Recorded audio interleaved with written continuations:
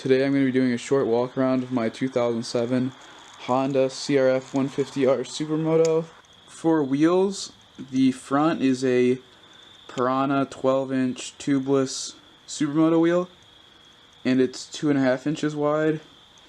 And for the rear, it is a Piranha 12-inch tubeless Supermoto wheel, which is 3 inches wide, and they're sold as a kit. The front rotor is a 220mm, and that's what just comes with the wheels, and it's the same size as the stock. The rear is a 190mm rotor, and again it comes stock with the wheels, and it's the same size as the stock 150R. So the rear sprocket is just whatever comes on the wheel when you buy it. I think it's a 39 tooth, but yeah, it seems to work pretty well for the road. I should mention the bearings in the Supermoto wheels are meant for a 15mm axle, which isn't a problem for the front because that's a 15mm axle stock. But on the rear, it's actually supposed to be a 17mm axle.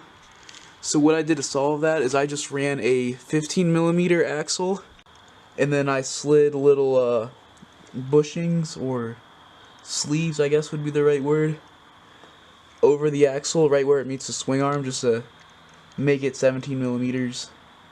So I realized what I just said is pretty complicated, so I figured I'd draw it out on MS Paint.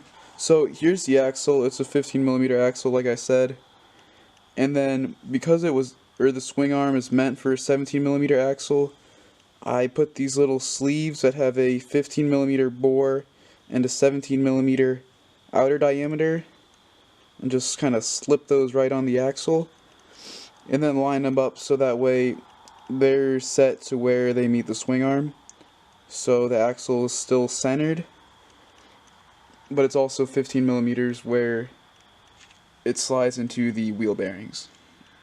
For the tires, both front and rear, they are Michelin Power Pure SCs or something like that. The front is a 120/70/12, and the rear is a 130/70/12, I believe. So that's about it for the wheels.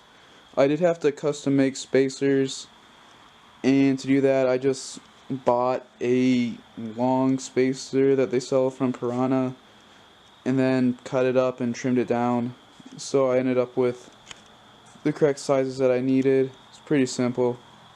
I do have BBR adult springs in both the forks and the rear shock.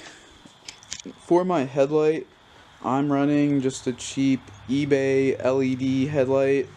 You'll have to excuse all the wiring, but to power the headlight, I'm just using a Tusk battery that I connected a Tamiya style plug onto it, and I connected a plug to the battery, and just like that it powers the headlight pretty well. It seems to last for quite a while. I haven't pushed it too far, but I've gotten about 2 hours out of it, and I can't see myself riding this bike for longer than that. For all the other lights on the bike, to make it street legal, I'm using a Tusk Enduro kit that just runs off a battery. You can see there's all the controls for it. You have your turn signals up front and in the back.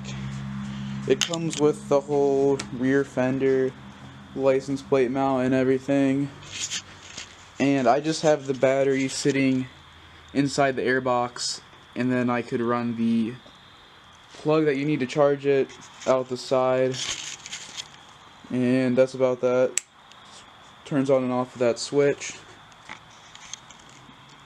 The Tusk Enduro kit does come with a switch for a headlight, but I just wanted to keep the whole thing separate since I didn't know how much voltage it would be drawing, and I didn't want to put too much stress on the battery. So the Tusk Enduro kit does come with a horn, so I'll give that a little honk right now.